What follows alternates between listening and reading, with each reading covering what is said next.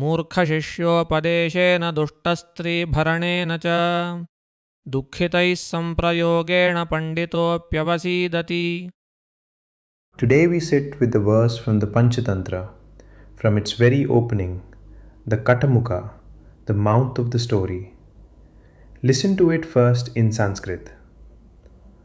Moorkha shishya upadeshena dushtastri bharanena cha dukkhitai samprayogena pandito api avasidati.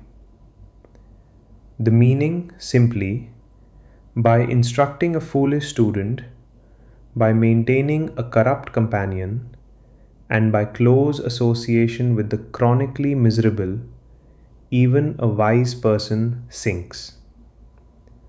Let us open the words one by one. Moorkha means a fool, and the word comes from the root muh, which means to be deluded, to be stupefied. And there is a beautiful hint in the related root moorch, which means to congeal, to solidify. So a moorkha is not simply someone who lacks information. A moorkha is hardened confusion, delusion that has set like concrete. That is why teaching cannot enter. Shishya means a student, from the root shas, to instruct, and it literally means one who is fit to be taught. So notice, a moorkha shishya, a foolish student, is almost a contradiction. Someone who wears the name of student but lacks the receptivity that makes a student. Upadesha means instruction, literally pointing something out from up close, intimate personal teaching. Then, dushtastri bharanena. Dushta comes from the root dush, to spoil, to become tainted.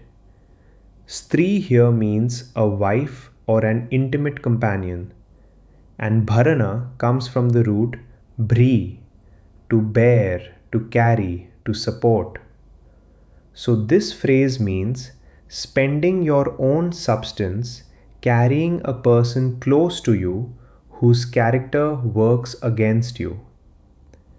Then dukkhitai samprayogena. Dukkha, sorrow, has a wonderful traditional etymology. Dus plus kha, a bad axle hole. Picture a chariot wheel whose center hole is bored off center. Every single turn of that wheel grinds and jars. The dukkhita are those whose whole ride through life is that constant grinding. And samprayog means to be yoked together completely, harnessed like two oxen to one cart.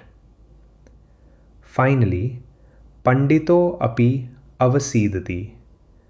Pandita, a person of ripened wisdom. Api, even. Avasidati, from ava plus sad, to sink down, to subside. Even the wise one sinks. Now, where does this verse live? In the frame story of the Panchatantra. King Amarashakti has 3 sons, and they are hopelessly dull. The king despairs. His ministers debate whether these princes can be taught at all. And it is in this debate that our verse sounds its warning. Taking on the wrong student can destroy even a great teacher.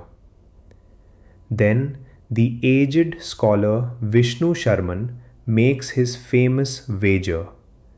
He will make these fools wise in 6 months. And how does he do it? Not through direct instruction, which the verse has just told us is fatal, but through stories, animal fables that slip past the hardened surface. The entire Panchatantra is his answer to the problem this verse poses. What is the deeper teaching? All three cases are broken vessels. Teaching a fool is pouring water into an upside down pot.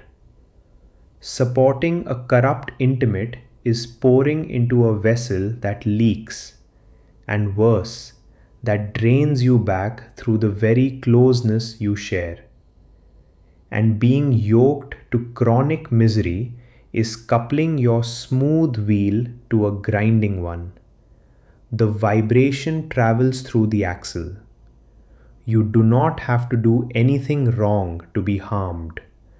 The connection itself transmits the damage. And notice the little word api, even. Even the wise one sinks. Wisdom is not immunity. In fact, the pandita's own virtues are the doors through which he is robbed. The fool exhausts his patience. The corrupt companion exploits his loyalty. The endlessly miserable consume his compassion. So the verse whispers something profound. Your virtues need discernment, viveka, standing guard beside them, or they become liabilities. And the word avasidati, he sinks. Not he explodes, not he is struck down.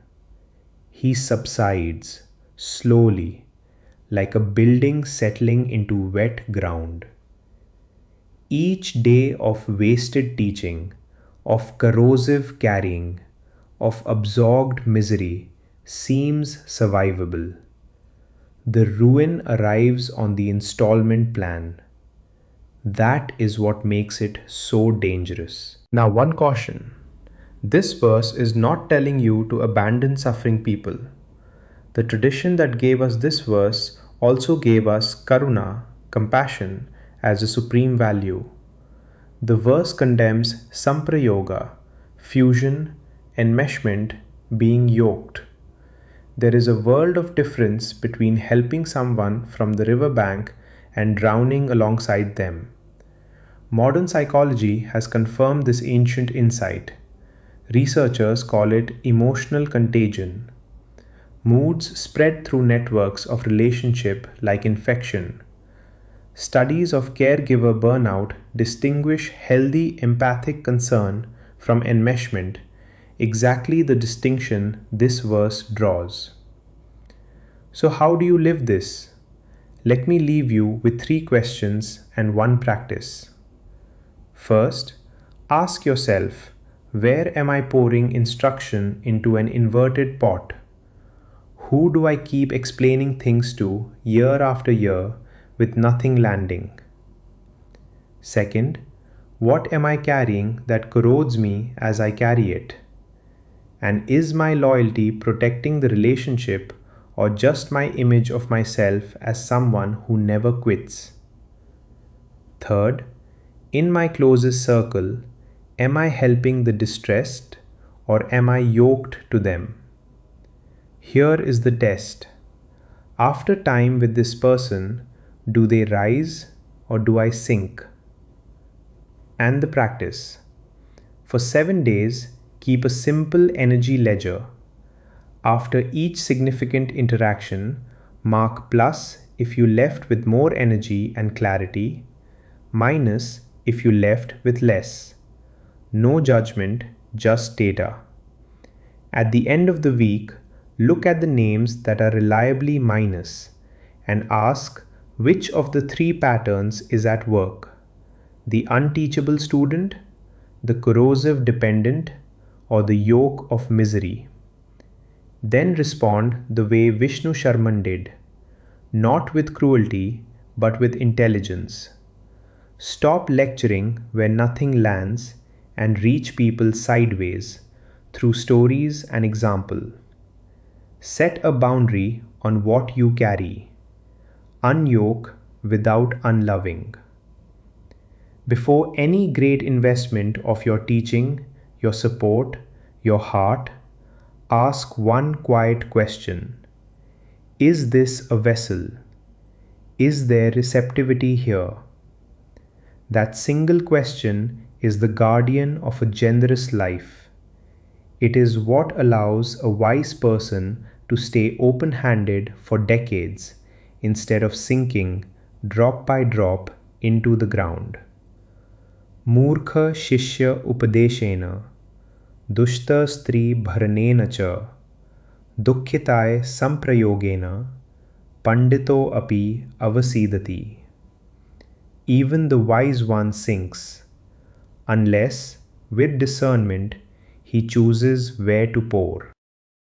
मूर्खशिष्योपदेशेन दुष्टस्त्रीभरणेन च दुःखितैः सम्प्रयोगेण पण्डितोऽप्यवसीदति